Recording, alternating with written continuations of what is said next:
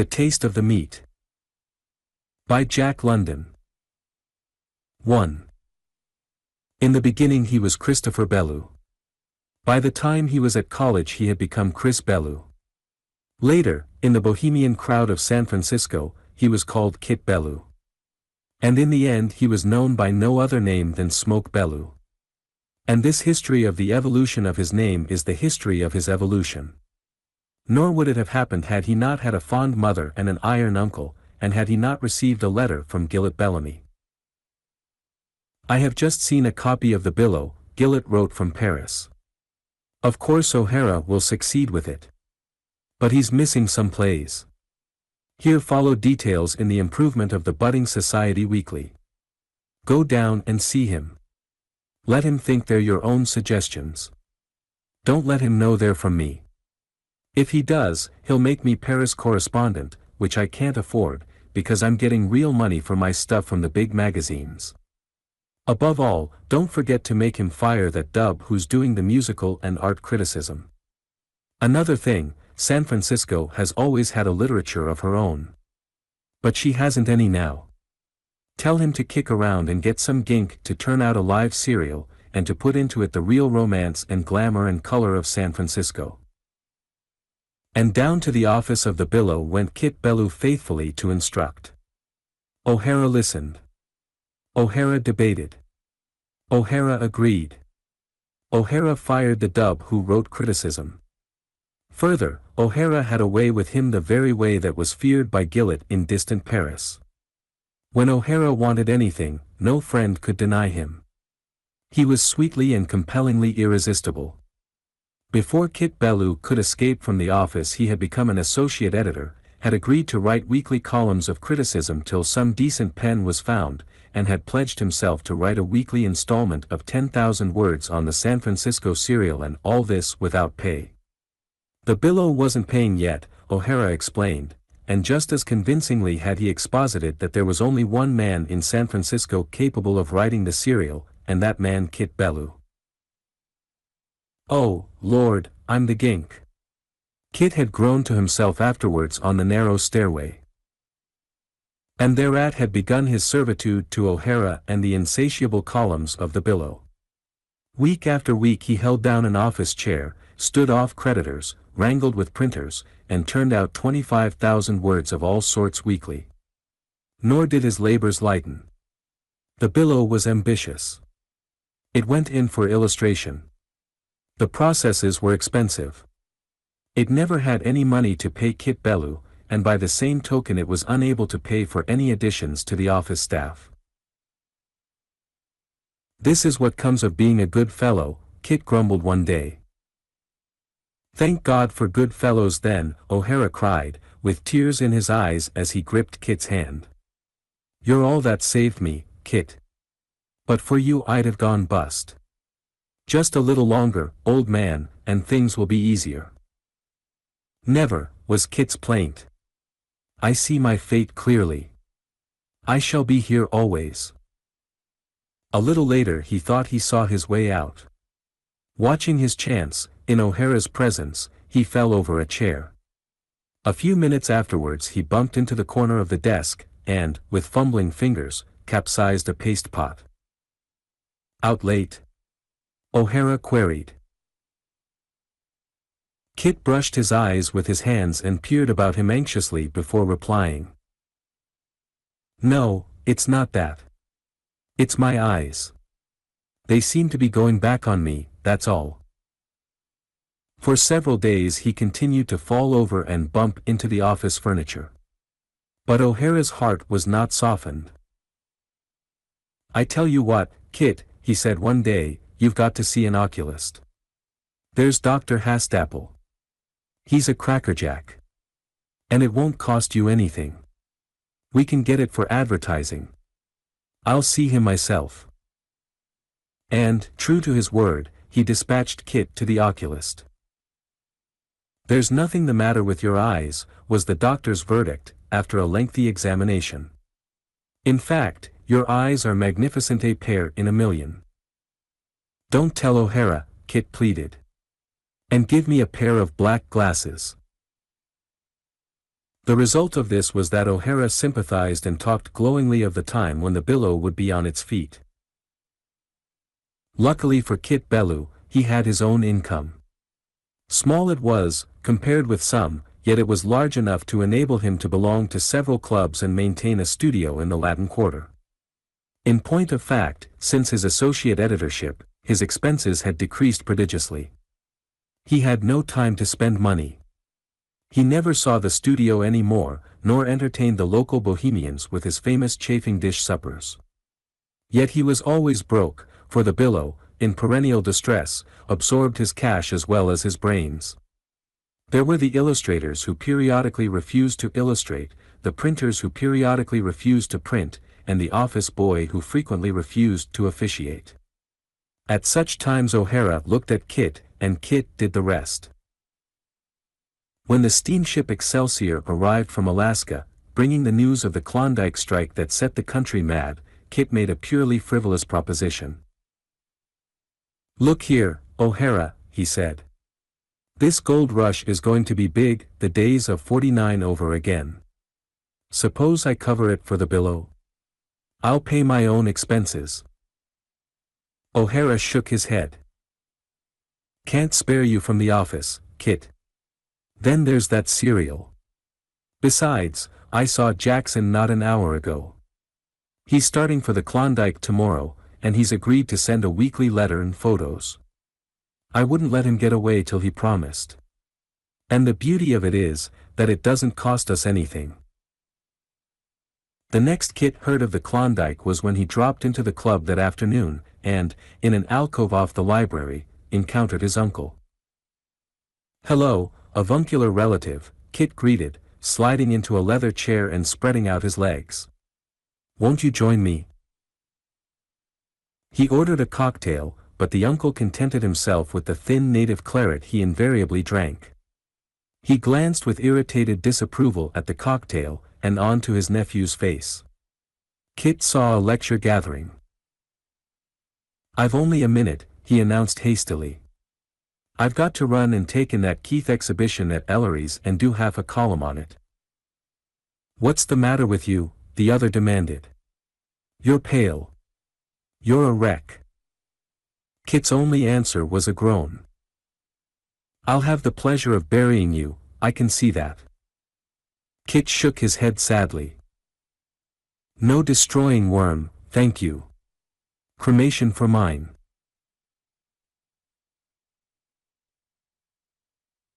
John Bellew came of the old hard and hearty stock that had crossed the plains by ox team in the '50s, and in him was this same hardness and the hardness of a childhood spent in the conquering of a new land. "You're not living right, Christopher. I'm ashamed of you." "Primrose path, eh?" Kit chuckled.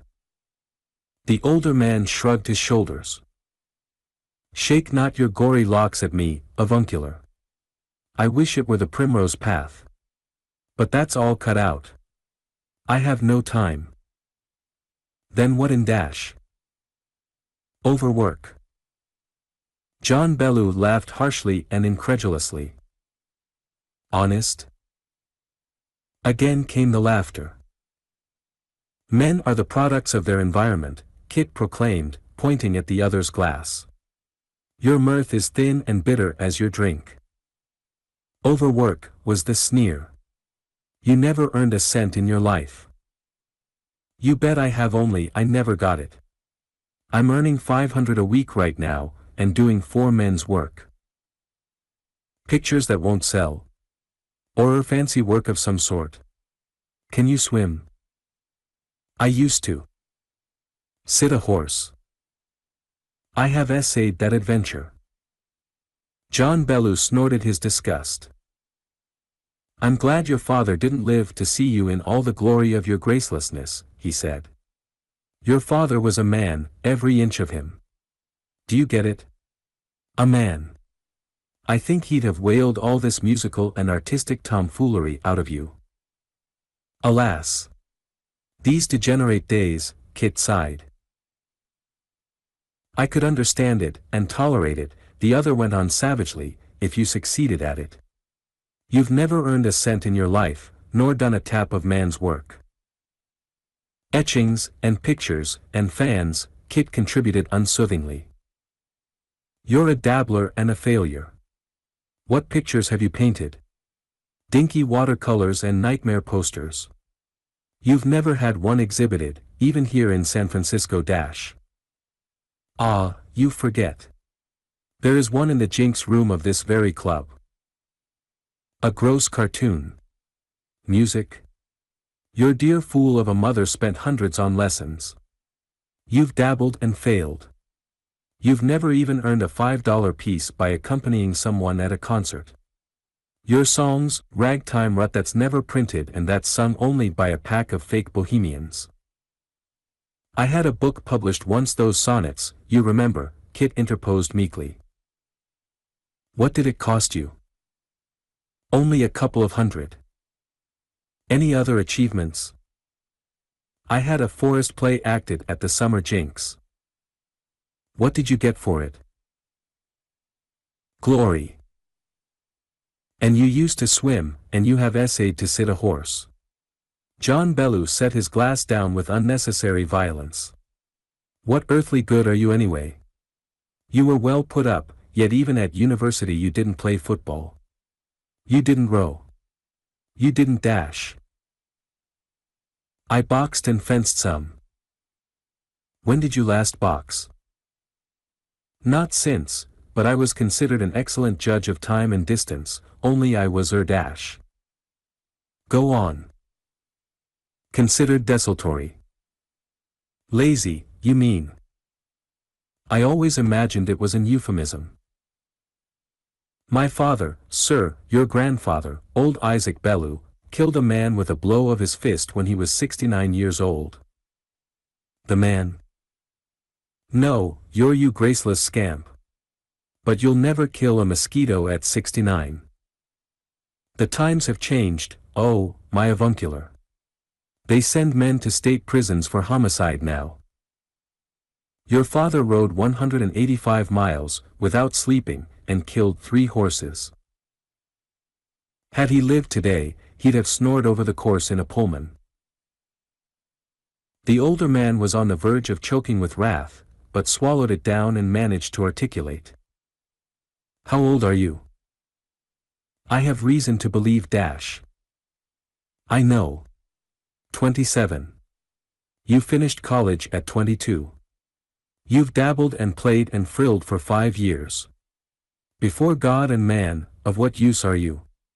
When I was your age I had 1 suit of underclothes. I was riding with the cattle in Calusa. I was hard as rocks, and I could sleep on a rock. I lived on jerked beef and bear meat. I am a better man physically right now than you are. You weigh about 165. I can throw you right now, or thrash you with my fists. It doesn't take a physical prodigy to mop up cocktails or pink tea, Kit murmured deprecatingly. Don't you see, my avuncular, the times have changed. Besides, I wasn't brought up right. My dear fool of a mother dash. John Bellew started angrily. As you described her, was too good to me, kept me in cotton wool and all the rest. Now, if when I was a youngster I had taken some of those intensely masculine vacations you go in for, I wonder why you didn't invite me sometimes. You took Hal and Robbie all over the Sierras and on that Mexico trip. I guess you were too Lord Fauntleroyish. Your fault, avuncular, and my dearer mother's. How was I to know the heart? I was only a child. What was there left but etchings and pictures and fans? Was it my fault that I never had to sweat? The older man looked at his nephew with unconcealed disgust. He had no patience with levity from the lips of softness. Well, I'm going to take another one of those what you call masculine vacations. Suppose I asked you to come along? Rather belated, I must say. Where is it? Hal and Robert are going into Klondike, and I'm going to see them across the pass and down to the lakes, then return dash. He got no further, for the young man had sprung forward and gripped his hand. My preserver. John Bellew was immediately suspicious. He had not dreamed the invitation would be accepted. "You don't mean it," he said. "When do we start?" "It will be a hard trip. You'll be in the way." "No, I won't. I'll work. I've learned to work since I went on the Billow. Each man has to take a year's supplies in with him. There'll be such a jam the Indian packers won't be able to handle it. Hal and Robert will have to pack their outfits across themselves. That's what I'm going along for, to help them pack. If you come, you'll have to do the same." "Watch me." "You can't pack," was the objection. "When do we start?" "Tomorrow." "You needn't take it to yourself that your lecture on the heart has done it," Kit said, at parting. "I just had to get away, somewhere, anywhere, from O'Hara." "Who is O'Hara? A Jap?" "No, he's an Irishman, and a slave driver, and my best friend. He's the editor and proprietor and all-around big squeeze of the Billow. What he says goes. He can make ghosts walk." That night Kit Bellew wrote a note to O'Hara. "It's only a several weeks vacation," he explained. "You'll have to get some gink to dope out installments for that serial. Sorry, old man, but my health demands it. I'll kick in twice as hard when I get back." 2. Kit Bellew landed through the madness of the Dyea beach, congested with 1,000-pound outfits of thousands of men. This immense mass of luggage and food, flung ashore in mountains by the steamers, was beginning slowly to dribble up the Dyea Valley and across Chilkoot. It was a portage of 28 miles, and could be accomplished only on the backs of men. Despite the fact that the Indian packers had jumped the freight from 8 cents a pound to 40, they were swamped with the work, and it was plain that winter would catch the major portion of the outfits on the wrong side of the divide. Tenderest of the tender feet was Kit. Like many hundreds of others, he carried a big revolver swung on a cartridge belt. Of this, his uncle, filled with memories of old lawless days, was likewise guilty. But Kit Bellew was romantic. He was fascinated by the froth and sparkle of the gold rush, and viewed its life and movement with an artist's eye. He did not take it seriously. As he said on the steamer, it was not his funeral. He was merely on a vacation, and intended to peep over the top of the pass for a look-see, and then to return. Leaving his party on the sand to wait for the putting ashore of the freight, he strolled up the beach toward the old trading post. He did not swagger, though he noticed that many of the beer-revolvered individuals did. A strapping, 6-foot Indian passed him, carrying an unusually large pack. Kit swung in behind, admiring the splendid calves of the man, and the grace and ease with which he moved along under his burden. The Indian dropped his pack on the scales in front of the post, and Kit joined the group of admiring gold rushers who surrounded him. The pack weighed 120 pounds, which fact was uttered back and forth in tones of awe. It was going some, Kit decided, and he wondered if he could lift such a weight, much less walk off with it. "Going to Lake Linderman with it, old man?" he asked. The Indian, swelling with pride, grunted an affirmative. "How much you make that one pack?" $50. Here Kit slid out of the conversation. A young woman, standing in the doorway, had caught his eye. Unlike other women landing from the steamers, she was neither short-skirted nor bloomer-clad. She was dressed as any woman traveling anywhere would be dressed. What struck him was the justness of her being there, a feeling that somehow she belonged. Moreover, she was young and pretty. The bright beauty and color of her oval face held him, and he looked till she resented, and her own eyes, long-lashed and dark, met his in cool survey. From his face they traveled in evident amusement down to the big revolver at his thigh. Then her eyes came back to his, and in them was amused contempt. It struck him like a blow. She turned to the man beside her and indicated Kit. The man glanced him over with the same amused contempt. "Chechaquo," the girl said. The man, who looked like a tramp in his cheap overalls and dilapidated woolen jacket, grinned dryly, and Kit felt withered though he knew not why.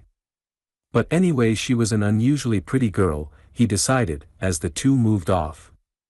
He noted the way of her walk, and recorded the judgment that he would recognize it after the lapse of 1,000 years. "Did you see that man with the girl?" Kit's neighbor asked him excitedly. "Know who he is?" Kit shook his head. "Caribou Charlie. He was just pointed out to me. He struck it big on Klondike. Old timer. Been on the Yukon a dozen years. He's just come out." "What's Chechaquo mean?" Kit asked. "You're one, I'm one," was the answer. "Maybe I am, but you've got to search me." "What does it mean?" "Tenderfoot." On his way back to the beach, Kit turned the phrase over and over. It rankled to be called tenderfoot by a slender chit of a woman. Going into a corner among the heaps of freight, his mind still filled with the vision of the Indian with the redoubtable pack, Kit essayed to learn his own strength. He picked out a sack of flour which he knew weighed an even 100 pounds. He stepped astride of it, reached down, and strove to get it on his shoulder. His first conclusion was that 100 pounds was the real heavy. His next was that his back was weak. His third was an oath, and it occurred at the end of 5 futile minutes, when he collapsed on top of the burden with which he was wrestling. He mopped his forehead, and across a heap of grub sacks saw John Bellew gazing at him, wintry amusement in his eyes. "God," proclaimed that apostle of the hard. "Out of our loins has come a race of weaklings. When I was 16 I toyed with things like that." "You forget, avuncular," Kit retorted, "that I wasn't raised on bear meat. And I'll toy with it when I'm 60. You've got to show me." John Bellew did. He was 48, but he bent over the sack, applied a tentative, shifting grip that balanced it, and, with a quick heave, stood erect, the somersaulted sack of flour on his shoulder. "Knack, my boy, knack and a spine." Kit took off his hat reverently. "You're a wonder, avuncular, a shining wonder. D'ye think I can learn the knack?" John Bellew shrugged his shoulders. "You'll be hitting the back trail before we get started." "Never you fear," Kit groaned. "There's O'Hara, the roaring lion, down there. I'm not going back till I have to." 3. Kit's first pack was a success. Up to Finnegan's Crossing they had managed to get Indians to carry the 2,500-pound outfit. From that point their own backs must do the work. They planned to move forward at the rate of a mile a day. It looked easy on paper. Since John Bellew was to stay in camp and do the cooking, he would be unable to make more than an occasional pack, so, to each of the 3 young men fell the task of carrying 800 pounds 1 mile each day. If they made 50-pound packs, it meant a daily walk of 16 miles loaded and of 15 miles light. "Because we don't backtrip the last time," Kit explained the pleasant discovery. 80-pound packs meant 19 miles travel each day, and 100-pound packs meant only 15 miles. "I don't like walking," said Kit. "Therefore I shall carry 100 pounds. He caught the grin of incredulity on his uncle's face, and added hastily, "Of course I shall work up to it. A fellow's got to learn the ropes and tricks. I'll start with 50. He did, and ambled gaily along the trail. He dropped the sack at the next campsite and ambled back. It was easier than he had thought. But 2 miles had rubbed off the velvet of his strength and exposed the underlying softness. His second pack was 65 pounds. It was more difficult, and he no longer ambled. Several times, following the custom of all packers, he sat down on the ground, resting the pack behind him on a rock or stump. With the third pack he became bold. He fastened the straps to a 95-pound sack of beans and started.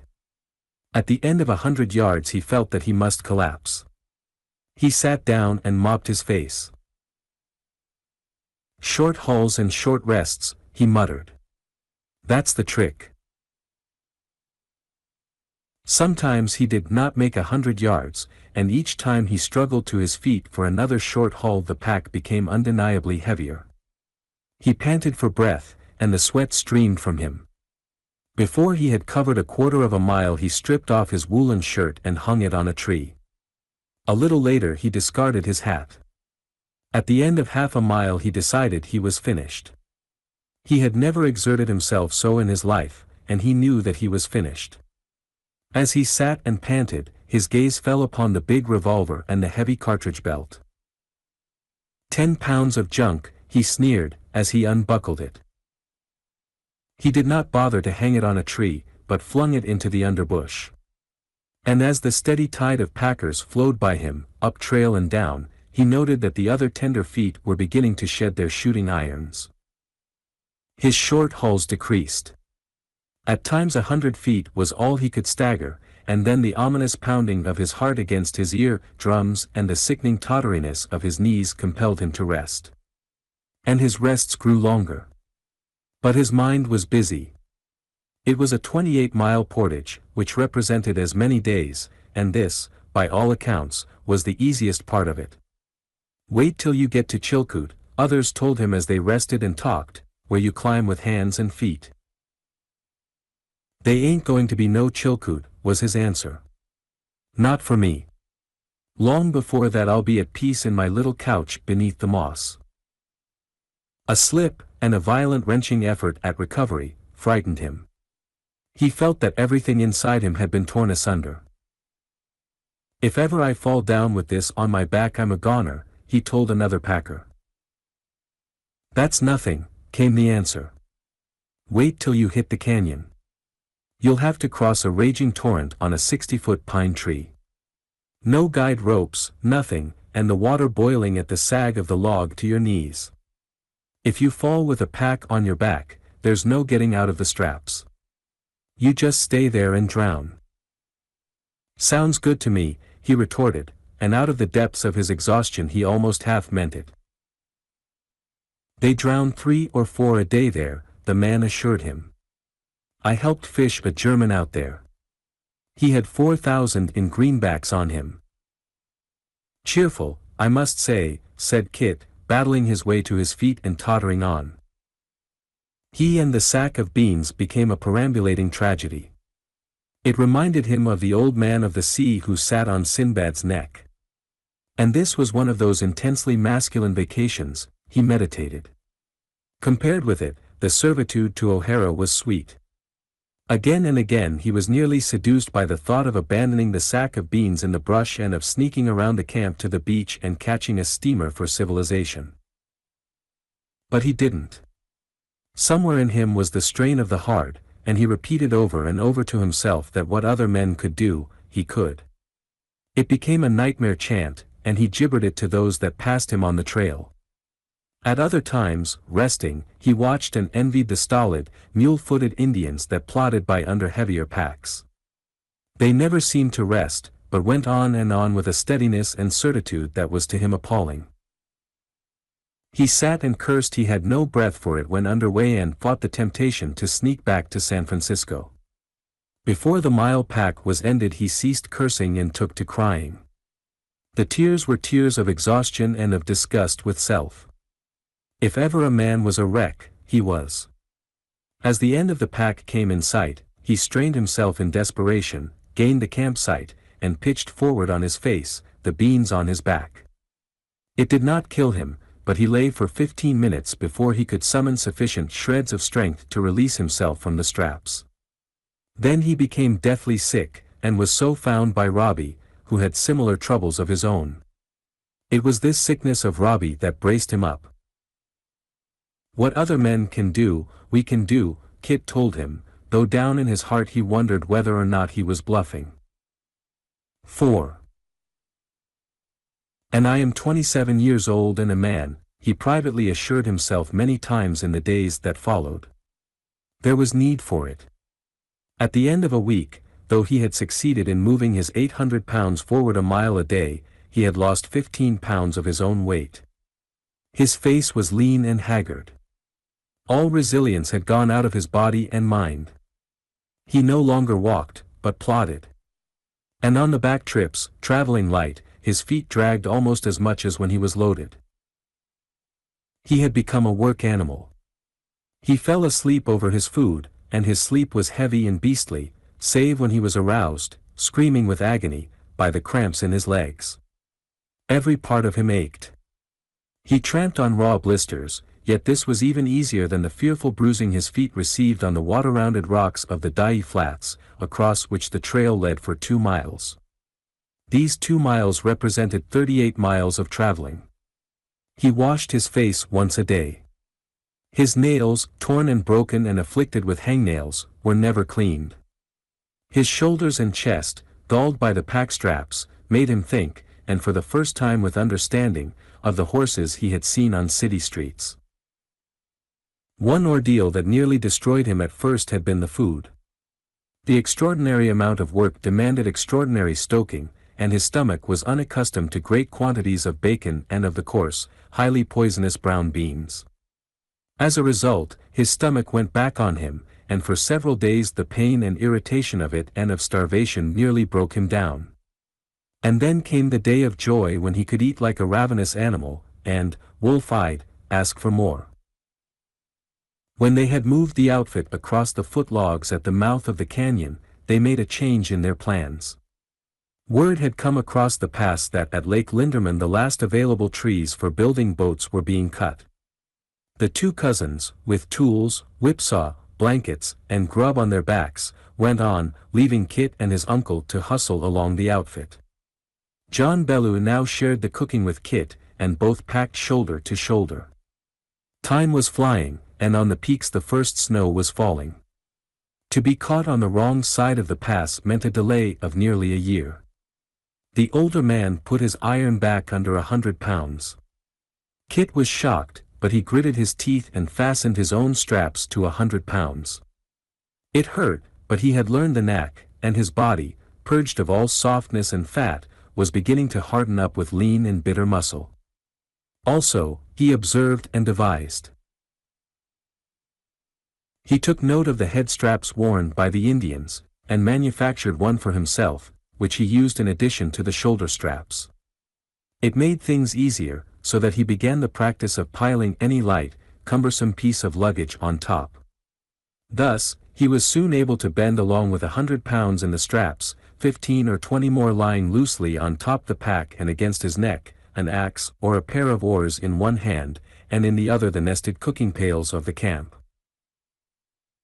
But work as they would, the toil increased. The trail grew more rugged, their packs grew heavier, and each day saw the snow line dropping down the mountains, while freight jumped to 60 cents. No word came from the cousins beyond, so they knew they must be at work chopping down the standing trees, and whipsawing them into boat planks. John Bellew grew anxious. Capturing a bunch of Indians back-tripping from Lake Linderman, he persuaded them to put their straps on the outfit. They charged 30 cents a pound to carry it to the summit of Chilkoot, and it nearly broke him. As it was, some 400 pounds of clothes bags and camp outfit was not handled. He remained behind to move it along, dispatching Kit with the Indians. At the summit Kit was to remain, slowly moving his ton until overtaken by the 400 pounds with which his uncle guaranteed to catch him. Kit plodded along the trail with his Indian packers. In recognition of the fact that it was to be a long pack, straight to the top of Chilkoot, his own load was only 80 pounds. The Indians plodded under their loads, but it was a quicker gait than he had practiced. Yet he felt no apprehension, and by now had come to deem himself almost the equal of an Indian. At the end of a quarter of a mile he desired to rest. But the Indians kept on. He stayed with them, and kept his place in the line. At the half-mile he was convinced that he was incapable of another step, yet he gritted his teeth, kept his place, and at the end of the mile was amazed that he was still alive. Then, in some strange way, came the thing called second wind, and the next mile was almost easier than the first. The third mile nearly killed him, and, though half delirious with pain and fatigue, he never whimpered. And then, when he felt he must surely faint, came the rest. Instead of sitting in the straps, as was the custom of the white packers, the Indians slipped out of the shoulder and head straps and lay at ease, talking and smoking. A full half-hour passed before they made another start. To Kit's surprise he found himself a fresh man, and long hauls and long rests became his newest motto. The pitch of Chilkoot was all he had heard of it, and many were the occasions when he climbed with hands as well as feet.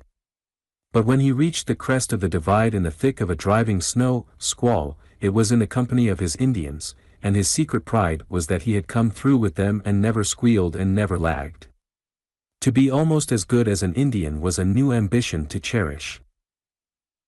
When he had paid off the Indians and seen them depart, a stormy darkness was falling, and he was left alone, 1,000 feet above timberline, on the backbone of a mountain. Wet to the waist, famished and exhausted, he would have given a year's income for a fire and a cup of coffee. Instead, he ate half a dozen cold flap jacks and crawled into the folds of the partly unrolled tent. As he dozed off he had time only for one fleeting thought, and he grinned with vicious pleasure at the picture of John Bellew in the days to follow, masculinely backtripping his 400 pounds up Chilkoot. As for himself, even though burdened with 2,000 pounds, he was bound down the hill. In the morning, stiff from his labors and numb with the frost, he rolled out of the canvas, ate a couple of pounds of uncooked bacon, buckled the straps on 100 pounds, and went down the rocky way. Several hundred yards beneath, the trail led across a small glacier and down to Crater Lake. Other men packed across the glacier. All that day he dropped his packs at the glacier's upper edge, and, by virtue of the shortness of the pack, he put his straps on 150 pounds each load. His astonishment at being able to do it never abated. For $2 he bought from an Indian 3 leathery sea biscuits, and out of these, and a huge quantity of raw bacon, made several meals. Unwashed, unwarmed, his clothing wet with sweat, he slept another night in the canvas. In the early morning he spread a tarpaulin on the ice, loaded it with 3/4 of a ton, and started to pull. Where the pitch of the glacier accelerated, his load likewise accelerated, overran him, scooped him in on top, and ran away with him. 100 packers, bending under their loads, stopped to watch him. He yelled frantic warnings, and those in his path stumbled and staggered clear. Below, on the lower edge of the glacier, was pitched a small tent, which seemed leaping toward him, so rapidly did it grow larger. He left the beaten track where the packer's trail swerved to the left, and struck a patch of fresh snow. This arose about him in frosty smoke, while it reduced his speed. He saw the tent the instant he struck it, carrying away the corner guys, bursting in the front flaps, and fetching up inside, still on top of the tarpaulin and in the midst of his grub sacks. The tent rocked drunkenly, and in the frosty vapor he found himself face to face with a startled young woman who was sitting up in her blankets, the very one who had called him Chechequo at Dai. "Did you see my smoke?" he queried cheerfully. She regarded him with disapproval. "Talk about your magic carpets," he went on. "Do you mind removing that sack from my foot?" she said coldly. He looked, and lifted his weight quickly. "It wasn't a sack. It was my elbow. Pardon me." The information did not perturb her, and her coolness was a challenge. "It was a mercy you did not overturn the stove," she said. He followed her glance and saw a sheet iron stove and a coffee pot, attended by a young squaw. He sniffed the coffee and looked back to the girl. "I'm a Chechequo," he said. Her bored expression told him that he was stating the obvious. But he was unabashed. "I've shed my shooting irons," he added. Then she recognized him, and her eyes lighted. "I never thought you'd get this far," she informed him. Again, and greedily, he sniffed the air. "As I live, coffee." He turned and directly addressed her. "I'll give you my little finger, cut it right off now. I'll do anything. I'll be your slave for a year and a day or any other odd time, if you'll give me a cup out of that pot." And over the coffee he gave his name and learned hers, Joy Gastel. Also, he learned that she was an old-timer in the country. She had been born in a trading post on the Great Slave, and as a child had crossed the Rockies with her father and come down to the Yukon. She was going in, she said, with her father, who had been delayed by business in Seattle, and who had then been wrecked on the ill-fated Chanter and carried back to Puget Sound by the rescuing steamer. In view of the fact that she was still in her blankets, he did not make it a long conversation, and, heroically declining a second cup of coffee, he removed himself and his quarter of a ton of baggage from her tent. Further, he took several conclusions away with him. She had a fetching name and fetching eyes, could not be more than 20, or 21 or -2, her father must be French, she had a will of her own and temperament to burn, and she had been educated elsewhere than on the frontier. 6. Over the ice-scoured rocks, and above the timber line, the trail ran around Crater Lake and gained the rocky defile that led toward Happy Camp and the first scrub pines. To pack his heavy outfit around would take days of heartbreaking toil.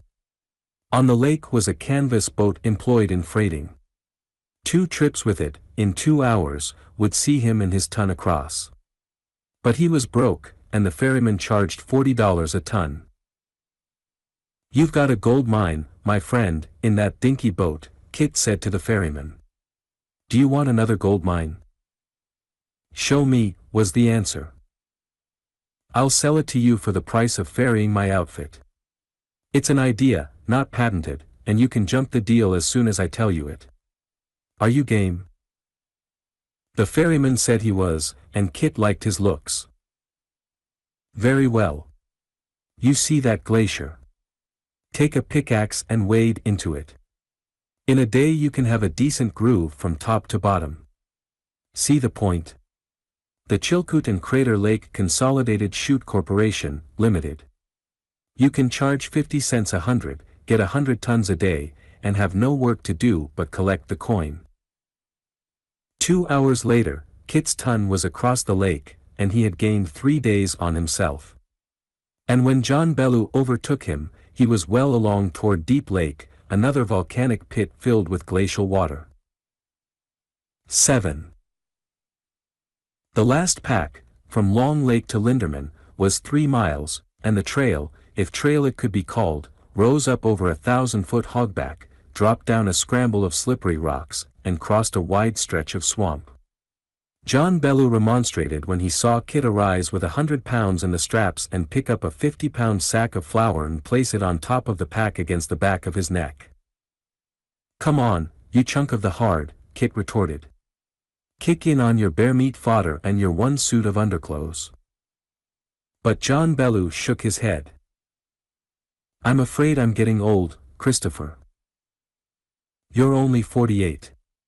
Do you realize that my grandfather, sir, your father, old Isaac Bellew, killed a man with his fist when he was 69 years old?" John Bellew grinned and swallowed his medicine. "Avuncular, I want to tell you something important. I was raised a Lord Fauntleroy, but I can outpack you, outwalk you, put you on your back, or lick you with my fists right now."